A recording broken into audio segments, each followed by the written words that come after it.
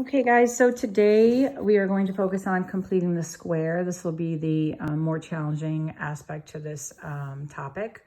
Remember that we use completing the square when we have a lead coefficient of a 1 and a middle term that is even. That's really the ideal time to use it. However, there are times that you'll be forced to use completing the square where that will not be the case.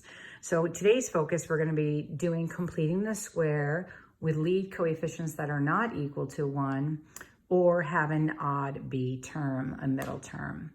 So let's just take a look at what that looks like. So over here, this is your HP book on page 126 if you want to look along. But number 7, it has a lead coefficient of a 1 and the middle term, or the B, is negative 14, which is even. On this one here, you have a lead coefficient that's 1 and an even middle term. Over here, you have a lead coefficient of 1 and an even middle term. If we continue over here, you have a coefficient of 1 and an even middle term. So these are like the ideal times to use it. But then what happens when we get here? So now we have a lead coefficient that is not a 1, and we have a middle term that is not even. So we're going to have to learn how to handle that. We also need to look at situations like number 17, where you have a half as a lead coefficient and an odd middle term. Some of these will work out to be nice and not too challenging, and others will, sometimes get a little messy and test your real higher level number sense. So let's get started with a simple one, and then we'll go from there. So what I'm going to do is I'm going to go to the x squared plus 18x plus 50 is equal to 9. And we're going to focus on this guy for a minute. So right now, this is not ready to complete the square.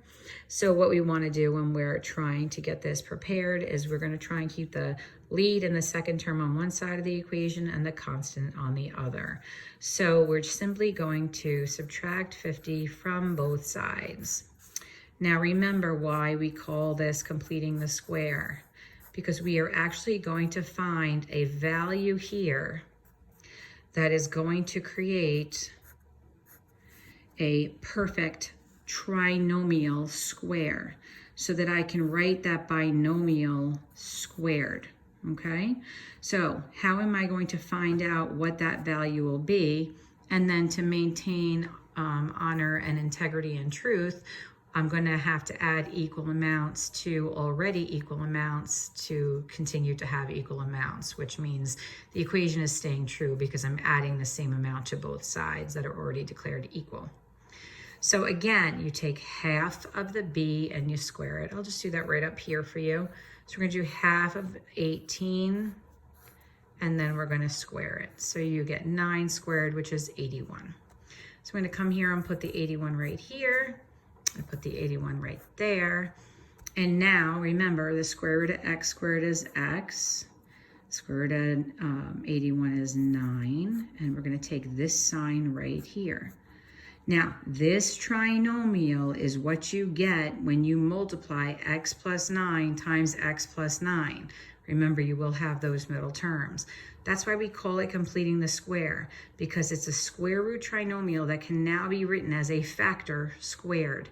No different than when we see that 81 is a perfect square, because we can write it as 9 squared. That factor squared equals 81. This factor squared equals this trinomial, okay? So now I'm going to just do the sum on this end over here, and it looks like I'm going to have 40. Once you're here, you're going to introduce the square root to both sides, and you will have x plus 9 is equal to, remember, whenever you introduce the square root, you are going to consider both the negative and the positive. Here at this point now, we'll isolate the x term. X then is going to equal, remember I instructed you to place this before those plus and minus, rad 40. Now, in another unit, we'll learn how to simplify that radical, but for now, we're going to leave it as is. The other way that you can do this is split it and put it in the calculator and see if it comes out to the same value you were anticipating. So I'll do it for this one. Just let me get my calculator for a second. Okay, so if we go into the calculator and we put in x squared. Now we're gonna do a little bit different on this one because we have to pull that -9 over. So plus the 18x. Now, if you look back here at the original, you would have had to go x squared plus 18x, and you would have had to subtract 9 from the 50. So it's gonna be positive 41 on this side here now. So we'll put that in, positive 41, and we'll go check it out. Okay. So what we're seeing is that we're seeing part of this, this parabola. And what we can do is check it out a little more clearly. If I look at these numbers, it's going to help me out a little bit. I know that rad 36 is 6.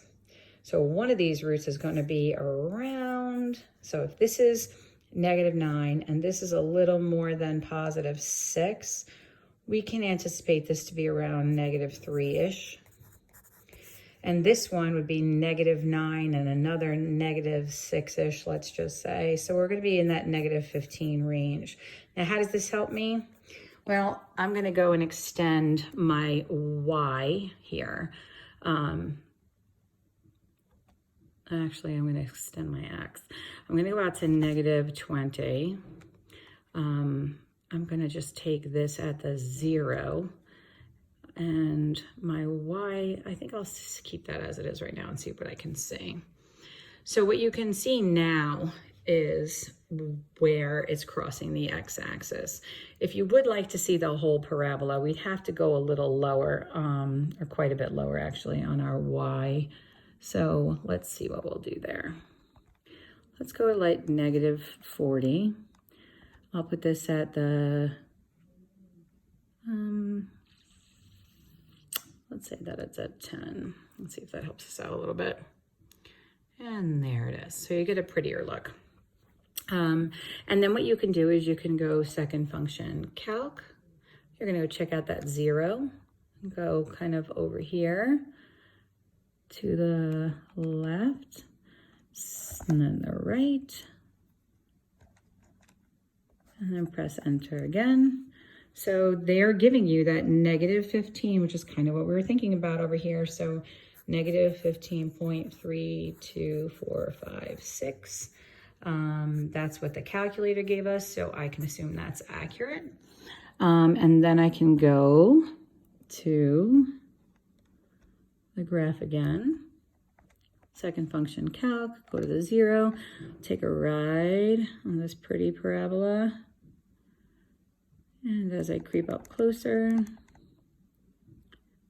I'm going to stop to the left of that 0. Oops. And try to remember that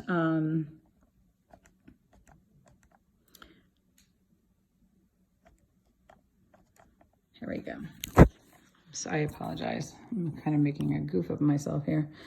And this is around that -3 we were talking about. So it's going to be like -2.675445. All right. So that is how I can use my calculator and the actual function to confirm. I'm going to place this over here so it doesn't fall again. And these are the roots that I got using my calculator. Now, if I really want to know for sure how close I am, I can go and put those into the calculator right here. And I will put in -9 plus the square root of 40. And that's exactly what I have right here. So I know I'm right. And if I want to do -9 minus rad 40, then I can see that -15.32 blah, blah, which is what I have right here. So you don't have to do that for every single one we do, but we are going to just make sure you understand that you can check that. Now, let's move on to today's topic, which was how do I employ this when I have a coefficient other than 1. So let's look at number 13 right here, which is 3x squared plus 15x minus 3 is equal to 0. So here it is. Now, this is an equation. I'm sure you really miss me saying this very clearly, but if you're going to multiply or divide to any equation, you have to hit every single term, including this guy as well. 0 is a number, it is a term. So what starts to happen is when kids start to divide, they assume that, hey, well, that's just going to be 0 anyway, but you still have to show that you're hitting every single term with the same multiplication or division. So in this case right now, I want this lead coefficient to be a 1. So the plan for this is to get the lead coefficient to be a 1. So to do that, I would have to divide every single term, including this guy, by 3. Once I do that, I get x squared plus 3x minus 1 is equal to 0. Now, once you have a lead coefficient of 1, you're really ready to get started. So let's just go on ahead and do what we know. We know we have to get the first two terms on the right. So, I'm sorry, on the left or the right. We want the constant on this side. Now we're going to add some amount here, the same amount here. That's going to make this a perfect square trinomial. Now the rule doesn't change. You're going to take half of the b and you're going to square it. So let's do that for a second. We're going to do 1/2 of 3, which is 3 over 2. And when you square it, you actually get 9 over 4. So we're going to leave it like that for now. Okay? Now, you want to keep it that way on this side because you're really just going to be undoing it in about a second. So this value has got to be x. You're taking the square root of this. Now you're going to take the square root of this, which is going to be 3 over 2. And this is going to be positive. Now on this side here, I can convert this into 2 1/4. Okay, and add that to the 3 1/4. So now I have 3 1/4, which what I'm going to advise you to do is stay in single fraction form. So that's going to be 13 over 4. And this is going to be x plus 3/2 squared. And now you're going to introduce that square root. So you're going to have x plus 3 over 2, and that's going to be equal to, now you can do these individually, and you'll learn more about this in another unit, but this I can teach you right now because I think you've seen it before. This is really rad 13 over 2, because it's rad 13 over rad 4. So now all you have to do is subtract the 3/2 from both sides. Try to keep in mind that we're going to put the constant you have here in front of that plus minus. So we're going to have negative 3/2. It's going to be plus or minus. And then you're going to have rad 13 over 2. And what's interesting here is you could also have this written, since they both have the same denominator, you would see it as 3 plus or minus rad 13 over 2. So that is what we're looking at trying to accomplish today. So that's one case where you would divide. I'm going to stop the video here because it makes for a better upload, and I'll show you another one in a second. So this will end part 1.